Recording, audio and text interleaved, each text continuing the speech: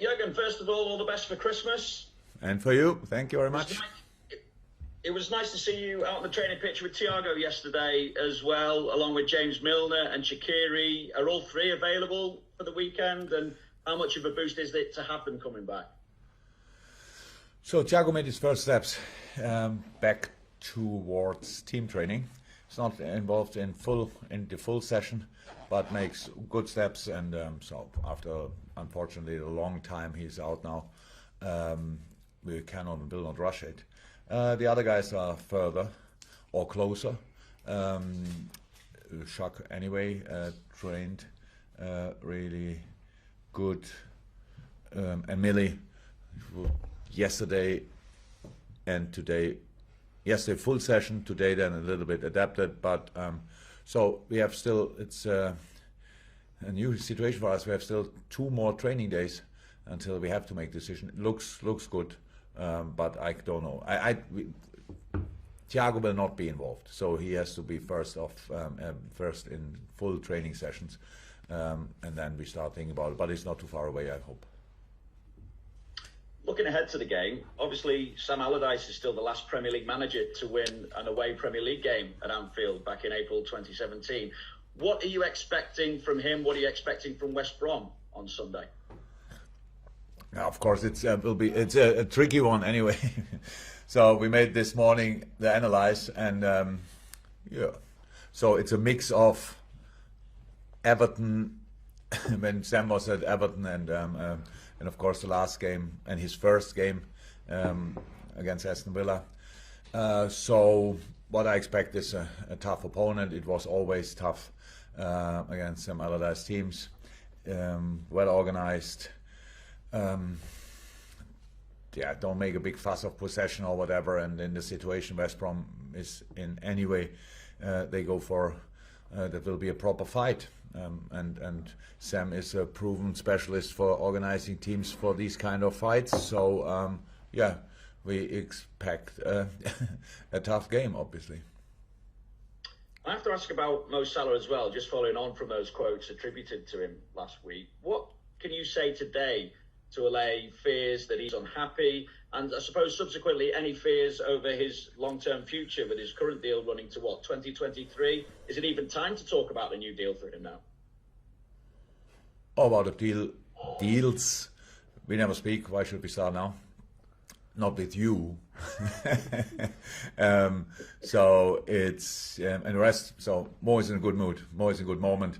A really good shape. So that's the most important thing for me, and training. Okay, today were no cameras, and no, you would have seen him laughing a lot. He enjoyed the session, so that's good as well. And all the rest is for sure nice for all of you to write about, but internally, nothing really. Okay, fantastic. Thank you, Vinny. Simon Crabtree from PLP next. Oh, you're on mute, Simon. You're not as loud as your jumper, so you've got to if you could take yourself off mute. There we go. I thought you did that bit. I have to do everything this side, don't I? Crikey. No, go on. I asked my question there. I can't repeat it, I'm sure. So Jürgen, next one, please.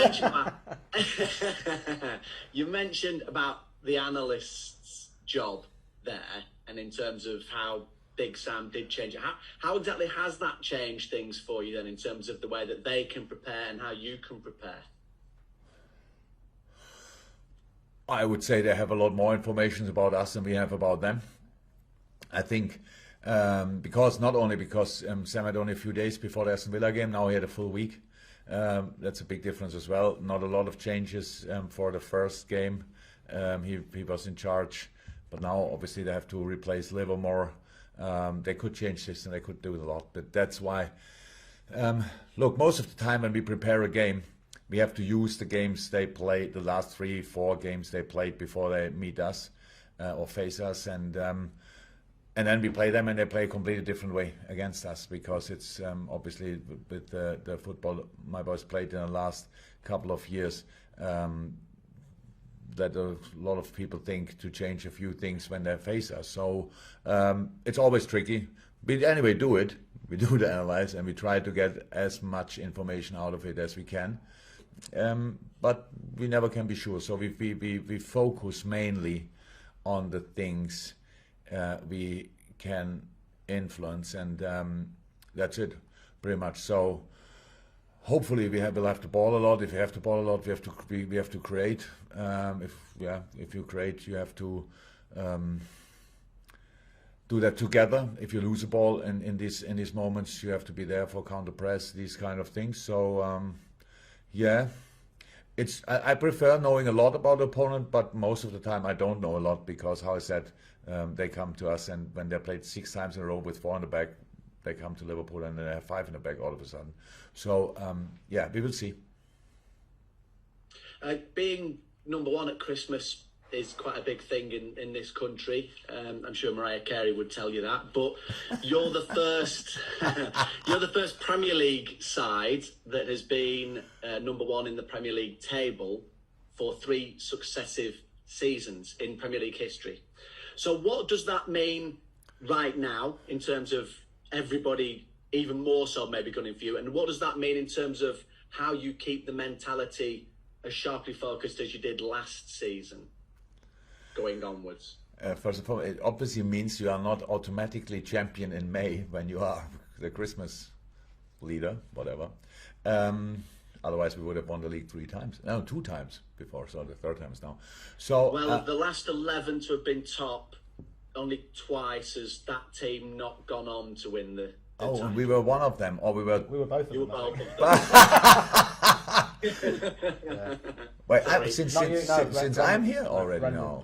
Only one since you've been here, so we can't blame you for both of those. So Brendan Rodgers is to blame for the other one, or what? I didn't say that. Yeah. Look, it's the best position you can be in a moment, but that's it. That's all. We know how tough it is, how tough it was, how tough it is, how tough it will be. So we didn't even play the half of the season, but probably usually happened round about this time. And so, it's nice, nothing else. And when 2 years ago, when we didn't win the league after being top of the table at Christmas, it was not about a lack of focus or whatever. It was just the quality of the opponents, and this quality is still out there. And nothing really happened so far. We collect a few points, and if we want to do something special this year, then we have to collect even more until the end of the season, and that's what we try. That's it. Okay, thank you, Simon. We go to James Mountford from BBC Merseyside, then Carl Markham from Press Association, Nate Williams, and that will be it for the open section. But James Mountford, Merseyside now. Hello, Jürgen, and happy Christmas again. And for you. Good to see. Thank you very much. Good to see Alex Oxlade-Chamberlain back on the field against Crystal Palace. He spent a lot of time on the sidelines, and I just wonder, with so many players on the sidelines at the moment, how do you go about making them feel connected with the team? Because I guess being injured for such a long spell can sometimes be a lonely experience. Oh yeah, that's a lonely experience. I'm not sure the boys are connected. You're always as much connected as you want to be connected. Let me say it like this. So, and the boys are. This group is really strong together. If you are in or out in a moment or with a long-term injury, the group is really, really together. And so it's more now about, of course, finding the right moments. And most of the time so far we had to play with, I think, the 3 or 4 midfielders we had. Now looks like a few are coming back, which is very important. I really hope that we have the choice for a longer time, because then we can really work with it. But you cannot just make then changes because the boys are sitting again on the bench and are available, because rhythm is a very important thing. And now we try to do that with training sessions this week, a very important week for all of them, because we have. Today was the first proper -3 session, I think, since we started again, if I'm right. So -3, 11-11, tactical stuff, full throttle, everything in, pressing, counter-pressing, all the stuff. We didn't have that anymore. And this is like, that's the most similar session you can have to playing a football game. And so these things are really important. And we try that.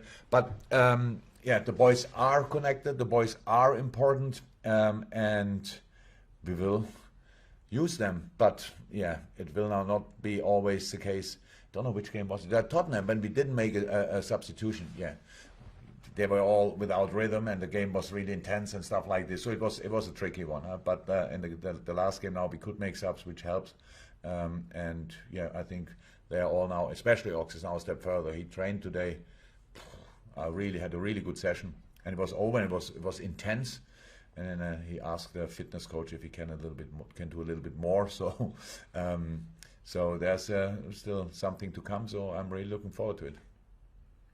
And there can't be too many teams who've conceded 7 in a league game and still have the best goal difference in the Premier League. I just wonder if that Crystal Palace win almost chalked off that Aston Villa defeat, or do you not really think about that? Oh yes, I thought about it, because 7 is a very a number you don't see that often in football, and you don't want to see it on the one side, and it doesn't happen a lot that you see it on the other side. So no, I after the game immediately I thought, so okay, now we cancel that out, which is important. But apart from that, it was not that we mentioned the Aston Villa game constantly to keep the boys going. This game against Crystal Palace is not a benchmark which we now to try to do all the time, as much as the other one is not something we talk constantly about it. So it happened. It was a good day. We are very clinical with our chances. The goals were exceptional, and the game was anyway tough, and the boys realized it. That was for me the most important thing. The first half, yes, we were 3-0 up, but it was not a first half for being 3-0 up. This is a first half for maybe 2-2. Yeah, stuff like this. But then how we deal with the situation in the second half was exceptional, I have to say. And so all good, but even the goal difference in the moment is not really important.